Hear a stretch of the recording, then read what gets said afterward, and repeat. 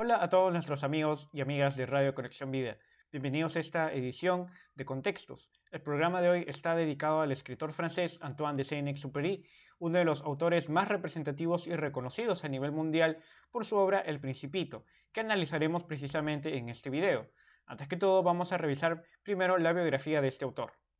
Saint-Exupéry nació en 1900 en Lyon, una localidad francesa en la que él estuvo acompañado la mayor parte de su infancia por su familia materna, ya que su padre falleció cuando él solo tenía 4 años de edad. Desde muy pequeño, antes que la literatura, una de sus principales aficiones fueron la mecánica y la aviación, por lo que a poco después de terminar el bachillerato en 1917, él postuló sin éxito a la Escuela Naval para después ingresar al servicio militar, espacio donde sí pudo cumplir su meta de convertirse en aviador. Desde entonces, Antoine de Saint-Exupéry estuvo enfocado en hacer una carrera prestigiosa de aviación en la que se dedicó a hacer el transporte aéreo entre diversas provincias de Francia y las colonias de este país, y en paralelo desarrolló también un acercamiento a la literatura. Así, sus primeros escritos, como El aviador, que le valieron un reconocimiento veloz en la escena literaria de Francia, plasmaron sus experiencias en el servicio militar, así como las impresiones que él tuvo del manejo de estas máquinas y la geografía de su país. Si bien a partir de 1932 el autor se dedicó un poco más hacia el periodismo y la literatura, ya que hizo despachos sobre la guerra de Vietnam y la situación en España y Rusia, no dejó de practicar como piloto de pruebas. Así, en la década de 1940, iniciada ya la Segunda Guerra Mundial, el autor participó en misiones francesas de las que luego escribió Piloto de Guerra. Otros artículos en los que reflexionó sobre la guerra, la amistad y otros temas de hondo humanismo fueron publicados en un libro titulado Tierra de Hombres, por sugerencia de otro escritor francés de la época, André Gide.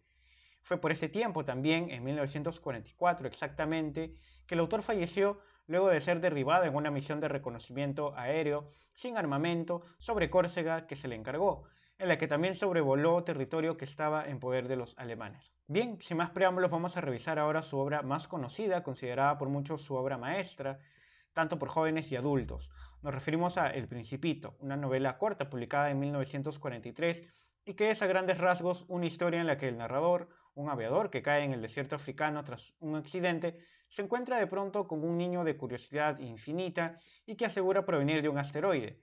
En su viaje espacial, en busca de un amigo, el Principito cuenta las experiencias que ha tenido recorriendo otros planetas diminutos como el suyo, y en el que no ha podido descifrar todavía, ni entender del todo, el comportamiento de la vida adulta.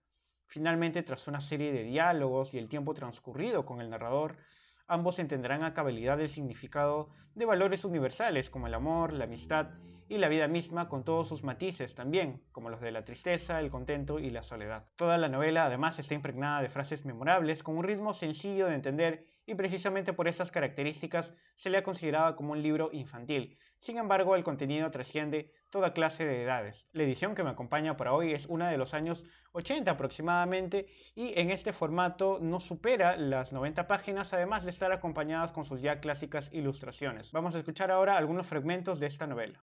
Las personas mayores me aconsejaron que dejara de dibujar serpientes, boas abiertas o cerradas y que me dedicara un poco más a estudiar geografía, historia, la gramática y el cálculo. De este modo es como a los 6 años abandoné la magnífica carrera de pintor. Me sentía desalentado por el fracaso de mis dibujos números 1 y 2. Las personas mayores no pueden comprender nunca por sí mismas y es molesto para los niños tener que estar dándoles siempre explicaciones. Tuve que aprender otro oficio y me dediqué a estudiar para piloto aviador. Volé un poco por todo el mundo. Efectivamente, la geografía me sirvió de mucho. Al primer golpe de vista sabía distinguir perfectamente China de Arizona. Es muy útil, sobre todo si uno se pierde durante la noche. En el curso de mi vida tuve muchísimas relaciones con gente seria. He tratado a muchas personas mayores. Las he visto de cerca, pero no ha mejorado la opinión que tenía de ellas. Si encontré alguna que me parecía un tanto lúcida, la sometí a la experiencia de mi primer dibujo, que siempre he conservado. Quería saber si efectivamente era una persona comprensiva. Siempre me contestaron, es un sombrero. Entonces no les hablaba de serpientes boas, ni de la selva virgen, ni de las estrellas. Me ponía a su altura y les hablaba de bridge, del golf, de la política y de corbatas. Y las personas mayores se quedaban muy satisfechas de haber conocido a un hombre tan razonable. En una de las primeras páginas del libro, el narrador nos cuenta desde su punto de vista cómo el dibujo que hizo de pequeño sobre una boa que acababa de comerse a una serpiente era visto y malinterpretado por los adultos como un simple sombrero. El tono de la novela queda así marcado desde el principio, pues no solamente critica la falta de imaginación de los adultos, sino también su estilo de vida en muchas ocasiones frívolo o enfocado por completo en las cosas exteriores como el trabajo o el dinero. Se trata pues de una idea sencilla, escrita también de una manera sencilla, y que demuestra que esta perspectiva puede estropear o limitar el gran potencial que tienen los niños desde muy temprano. Vamos a ir ahora con la segunda cita del programa. Tengo poderosas razones para pensar que el planeta de donde venía el Principito era el asteroide B612. Este asteroide solamente ha sido visto una vez con ayuda del telescopio en 1909 por un astrónomo turco. El astrónomo comunicó su descubrimiento en un congreso internacional de astronomía, pero nadie le creyó debido a su manera de vestir. Afortunadamente, para el asteroide B612, un dictador turco impuso a su pueblo, bajo pena de muerte, el modo de vestirse a la europea. Posteriormente, el mismo astrónomo dio nuevamente cuenta de su descubrimiento en 1920, y como llevaba un traje muy elegante, todo el mundo lo creyó. Las personas mayores son así. Si os he expuesto todos estos pormenores acerca del asteroide B612 y os he confiado su número, es por las personas mayores. A estas les gustan los números más que nada. Cuando les habláis de un nuevo amigo, jamás os preguntan acerca de lo esencial de esta persona. Nunca se les ocurre preguntaros cómo es el timbre de su voz, qué juegos prefiere, colecciona mariposas, pero en cambio os preguntarán qué edad tiene muchos hermanos, cuánto pesa, cuánto gana su padre. Solamente entonces creen que lo conocen. Si les decís a las personas mayores, he visto una preciosa casa de ladrillos color rosa con geranios en las ventanas y palomas en el tejado, nunca llegarán a imaginarse cómo es la casa. Tenéis que decirles, he visto una casa que vale 100.000 francos. Entonces sí exclamarán entusiasmados, oh, qué hermosa es. Y si les decís, la prueba de la existencia del Principito consiste en que era un hombrecito encantador, que reía y quería tener un cordero, querer un cordero es prueba evidente de existir. Encogiéndose de hombros os responderán que sois unos niños. Ahora bien, si les decís que el planeta de donde viene el Principito es el asteroide B612, se darán por satisfechos y os dejarán en paz. Las personas mayores son así y no hay razón para reprochárselo. Los niños deben sentirse muy indulgentes con las personas mayores.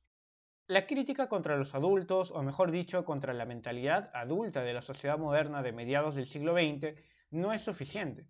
El autor, Antoine de Saint-Exupéry, va un paso más allá y añade cierta ironía.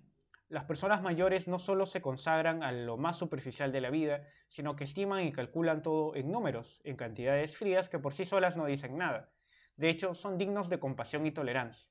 Esta idea es explorada a lo largo de toda la historia con el contraste inicial entre el aviador y el principito. En una de las escenas del comienzo de la novela, de hecho, el aviador se preocupa solamente por reparar su vehículo que chocó en las arenas del Sahara y se irrita ante las constantes y básicas preguntas del principito. Pero a medida que la historia transcurre, el narrador se adhiere a la curiosidad inocente de este último personaje y aprende junto con él inolvidables lecciones de vida. Vamos a ir ahora con la última cita de esta edición. Solo se conocen aquellas cosas que se domestican, dijo el zorro. Los hombres no tienen tiempo de conocer nada. Compran las cosas ya hechas a los vendedores. Pero como no existen vendedores amigos, los hombres no tienen amigos. Si quieres tener un amigo, domestícame. ¿Qué hay que hacer? Dijo el principito. Hay que ser paciente, respondió el zorro. Primeramente te sentarás en la hierba un poco lejos de mí, así, en la hierba. Yo te miraré con el rabillo del ojo y tú no dirás nada. La palabra es fuente de malentendidos. Cada día podrás sentarte un poco más cerca. Al día siguiente volvió el principito. Hubiese sido mejor que volvieses a la misma hora, dijo el zorro. Si, por ejemplo, vienes a las 4 de la tarde, desde las 3 yo me sentiré feliz, y a medida que se aproxime la hora, me sentiré más contento. A las 4 ya comenzaré a agitarme y a inquietarme. Conoceré el precio de la felicidad. Pero si llegas a cualquier hora, jamás sabré cuándo preparar el corazón. Los ritos son necesarios. ¿Qué es un rito?, preguntó el principito. Esto es algo que también ha sido olvidado, dijo el zorro. Es lo que hace que un día sea diferente a otro día, una hora de las otras horas. Por ejemplo, entre los cazadores existe un rito. El jueves bailan con las chicas del pueblo. Por lo tanto, el jueves es un día maravilloso. Ese día paseo hasta la viña. Si los cazadores bailasen cualquier día, todos los días se parecerían y yo no tendría vacaciones. Así el principito domesticó al zorro, y cuando se aproximaba el día de la marcha, «Ah», dijo el zorro, «voy a llorar». «Tuya es la culpa», dijo el principito. «Yo no te deseaba ningún mal, pero tú has querido que te domestique». «Efectivamente», dijo el zorro. «Y ahora vas a llorar», le contestó el principito. «Cierto», dijo el zorro. «Entonces, ¿qué ganas?» Gano, dijo el zorro, debido al color del trigo. Después añadió, mira nuevamente las rosas, comprenderás que la tuya es única en el mundo. Volverás a decirme adiós y yo te regalaré un secreto. El principito fue a ver las rosas. Vosotras no sois exactamente iguales a mi rosa. No sois nada aún, les dijo. Nadie os ha domesticado ni vosotras habéis domesticado a nadie. Sois como era mi zorro, que no era más que un zorro semejante a otros 100.000 zorros. Pero yo lo hice mi amigo y ahora es único en el mundo. La costumbre, el tiempo, los silencios, los lazos que se forman entre los seres humanos y entre los seres humanos con sus objetos, todos estos aspectos son abordados con sabiduría y brevedad en este fragmento del Principito. Este personaje singular, este niño de corazón y sensaciones puras, conoce por fin qué distingue a la rosa de su satélite natal del resto de las rosas de la Tierra, donde ha arribado, así como a la amistad que ha logrado entablar con el zorro. Más allá de la posibilidad de diálogo entre estos seres, pues se trata en sí de una novela fantástica, este es uno de los fragmentos de mayor concentración de mensajes de toda la novela, pues el Principito ha narrado al aviador los incesantes viajes que ha hecho por diversos planetas como el del farolero, el bebedor, entre otros adultos cuyas ocupaciones no le han revelado por sí el valor de la amistad y el amor, hasta el momento en que llega a la Tierra. El desenlace de esta novela, aunque es ya conocida y reconocida por millones de lectores en todo el mundo, es una de las más memorables que pueden contarse entre la literatura de tipo infantil o alegórica, y que vale la pena experimentar por cuenta propia. La sencillez y sobre todo la lectura que se hace del mundo han perdurado por muchas décadas hasta el punto de hacer de El Principito una de las novelas francesas más traducidas de la historia. Y este es precisamente uno de los mejores ejemplos en que una experiencia personal como la del autor, que efectivamente se accidentó en un desierto en África en 1935, es llevada a otros estándares y utilizada como materia prima para realizar una literatura perdurable. Espero que el programa haya sido de su agrado. Nosotros ya nos reencontraremos en la siguiente edición de Contextos aquí en Radio Conexión Vida. No olviden de seguirnos en nuestras redes sociales de esta radio y en la página web www.radioconexionvida.pe. Conmigo será hasta la próxima.